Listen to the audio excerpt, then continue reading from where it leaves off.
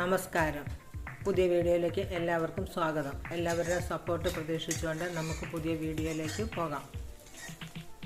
നമുക്ക് കക്കയിറച്ചി കൊണ്ടൊരു തോരൻ വെച്ചാലോ?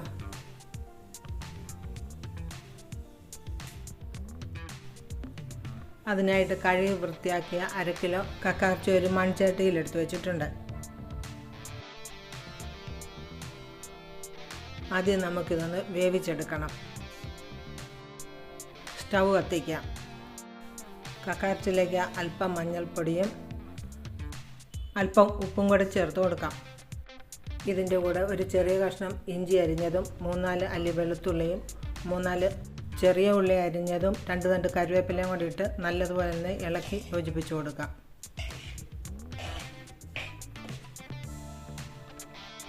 ഇതൊന്ന് അടച്ചു വെച്ച് ചെറുതീയിൽ വേവിച്ചെടുക്കാം.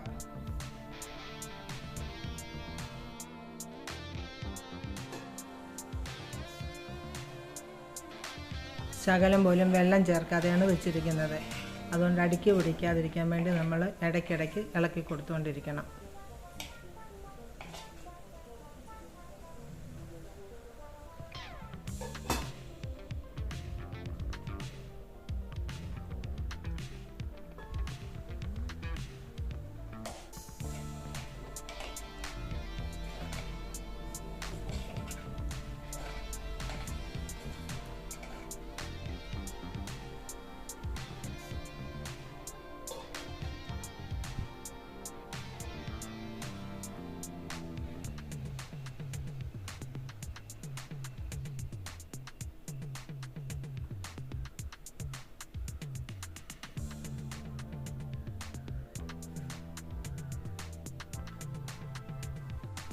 കക്കയിറച്ചി വെന്ത് കിട്ടിയിട്ടുണ്ട്. ഇനി നമുക്കിതിന് വേണ്ട അരപ്പ് തയ്യാറാക്കാം.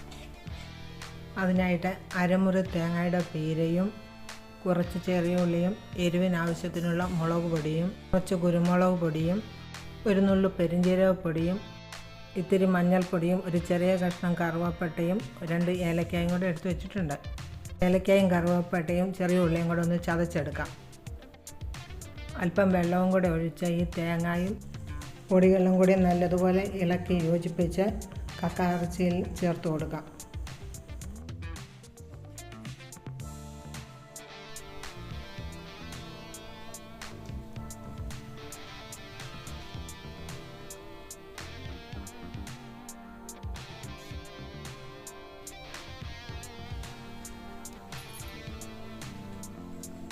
അല്പം വെള്ളവും കൂടെ ചേർത്ത് ഈ അരപ്പ് കക്കയിറച്ചി നല്ലതുപോലെ ഇളക്കിയൊന്ന് യോജിപ്പിച്ച് കൊടുക്കാം.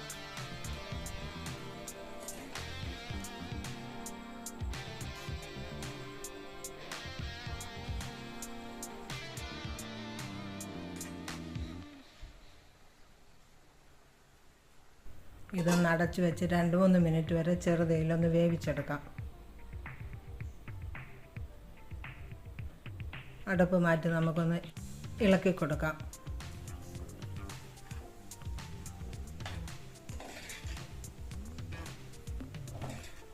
നമുക്കിതൊന്ന് വാങ്ങി വെച്ചിട്ട് ഒരു ചീനച്ചട്ടി അടുപ്പിൽ വെച്ച് കൊടുക്കാം. ചീനച്ചട്ടി ഒന്ന് ചൂടാകുമ്പോൾ അതിലേക്ക് 2 ടേബിൾ സ്പൂൺ വെളിച്ചെണ്ണ ഒഴിച്ചു കൊടുക്കാം. ഈ വെളിച്ചെണ്ണ ഒന്ന് ചൂടായി വരട്ടെ. ഇതിലേക്ക് 2-3 വറ്റൽമുളകും 2 തണ്ട് കറിവേപ്പിലയും കൂടി ഇട്ട് കൊടുക്കാം.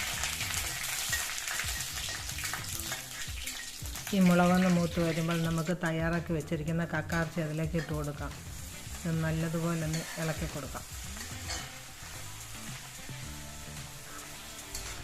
എണ്ണ കക്കയിറച്ചിയിൽ പിടിച്ചു കിട്ടുന്നിടം വരെ നമുക്ക് ഇളക്കി കൊടുത്തുകൊണ്ടിരിക്കണം.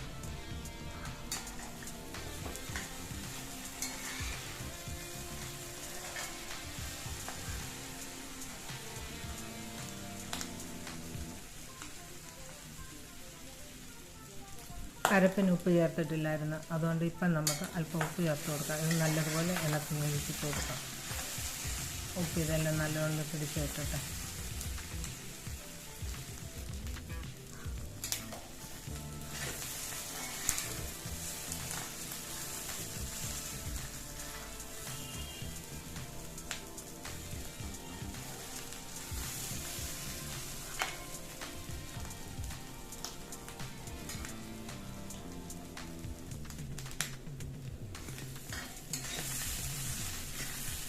എണ്ണ നമ്മുടെ തോരനിൽ നല്ലതുപോലെ പിടിച്ച് കിട്ടുന്നിടം വരെ ഇടയ്ക്കിടയ്ക്ക് ഇളക്കി കൊടുത്തുകൊണ്ടിരിക്കാം.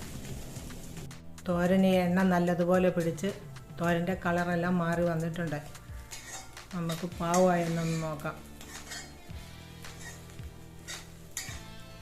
കക്കാർച്ചി തോരൻ റെഡിയായി കിട്ടിയിട്ടുണ്ട്. നമുക്കിതിലേക്ക് രണ്ട് കറിവേപ്പില ഇട്ട് കൊടുക്കാം. ഈ ഒരു തോരനുണ്ടെങ്കിൽ ചോറും കലം കാലിയാകുന്നത് അറിയത്തതേയില്ല. നമ്മുടെ സ്വാദിഷ്ടമായ കക്കാർച്ചി തോരൻ ഇവിടെ റെഡിയായി.